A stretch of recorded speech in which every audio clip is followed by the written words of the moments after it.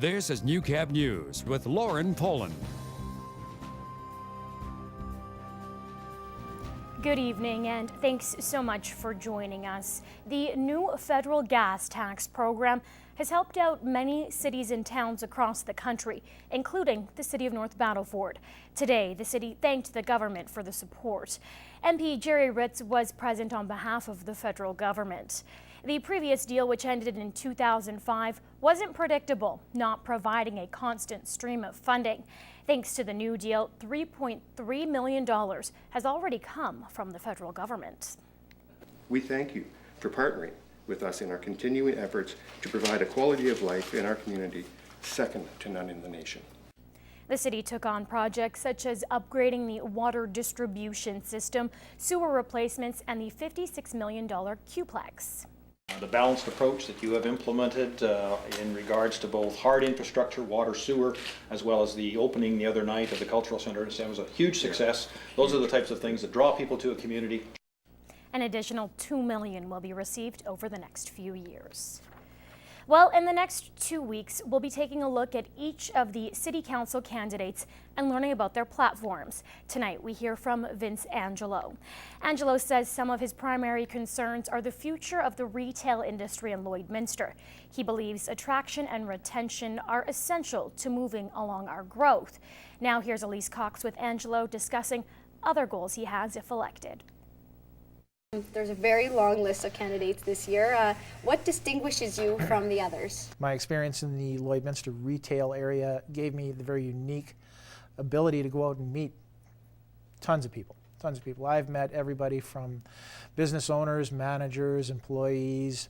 I can honestly say I've met thousands of people throughout my business time here in Lloydminster, and I've heard many common themes from them. So I think that I can take those issues, those themes to City Council with a great deal of confidence in the way that I'd be able to voice them. So I think that gives me a very unique ability that not a lot of people would have. So what do you think the biggest issue facing Lloydminster is right now, and what will you do to tackle it in the next 4 years if elected?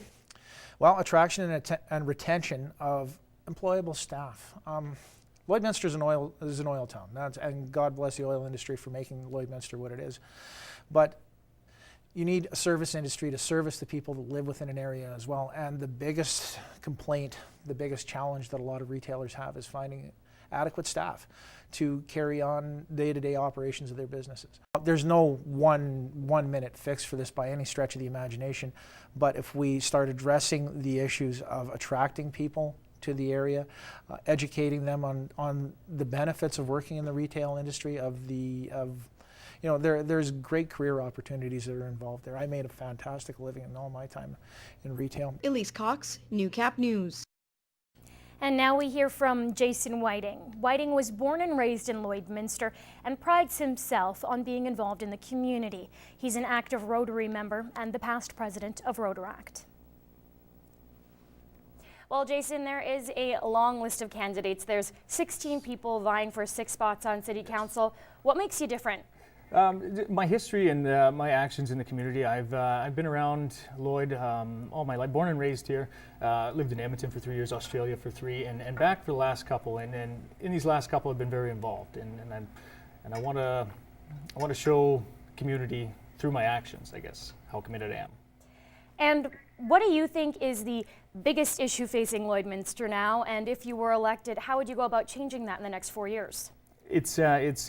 It's kind of, in a way, nice. The biggest issue that I've heard from the under 35, which I've been talking to, is infrastructure, is the roadways. I know that, yes, at times the construction sucks. It takes a little bit longer to get to work in the morning, that sort of thing.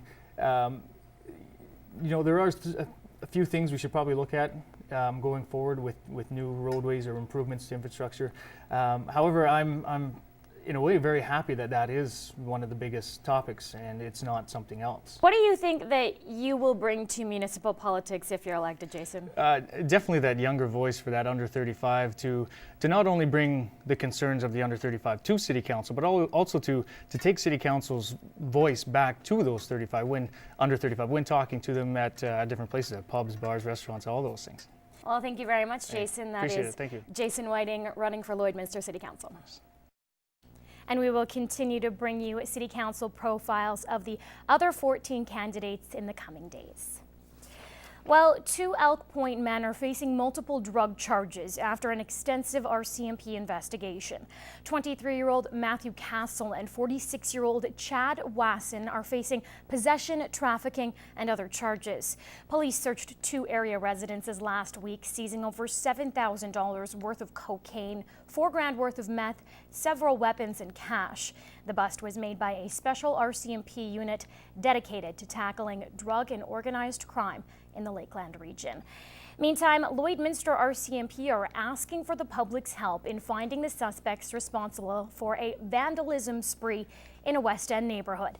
It happened either on the night of September 20th or in the early hours of the 21st. Police say 6 cars were vandalized, with most of them having broken windows. They also went on to say that this September had the highest rate of thefts from vehicles as well as stolen cars. There were 51 incidents reported to police. 28 of those were for stolen vehicles and the remaining items for stolen cars. In August, there were 48 similar incidents. Police believe because of the warmer temperatures, there is more foot traffic, so people need to take certain precautions to keep their valuables safe. We got to lock our vehicles. We got to make sure that everything that's inside the vehicles is not on display, not leaving our wallets on our dash or our iPhones, iPods. Taking those measures to lock those vehicles. Anyone with information on the vandalism is asked to call police. A concern for many Canadians across the country, but suicide is an even bigger problem in the Aboriginal community. As Clayton Brown explains, both Frog Lake and Kahiwin Cree Nation have taken a big step towards prevention. It was an emotional day as members of the Kahiwin Cree Nation took to the streets in memory of loved ones in its first ever suicide prevention walk. Aboriginal people have the highest suicide rate globally, and we have the highest suicide rate in Canada. The walk was the final chapter in a 12-week suicide prevention course that was offered by both Kahiwin and Frog Lake. The idea now is to provide the response team to address these issues, and certainly that is kind of the premise of what we're operating, or facilitating such workshops. Suicide is just a problem that we have as a community that can be resolved through awareness and through education and training, and taking the fear out of the issue of suicide. Over 250 members took part in the program, giving both communities a large group for people in need of help to turn to. With the training that we've had this last 12 weeks, we just have more people that are, they have some tools now and they have some skills to deal with the situation. Nearly 80 people attended the walk. At Kahiwin Cree Nation, Clayton Brown, Newcap News. An American man is going great lengths pushing for the Keystone XL pipeline. He's traveled from California to Alberta, showing that support by cycling the proposed route. Naraman Issa reports.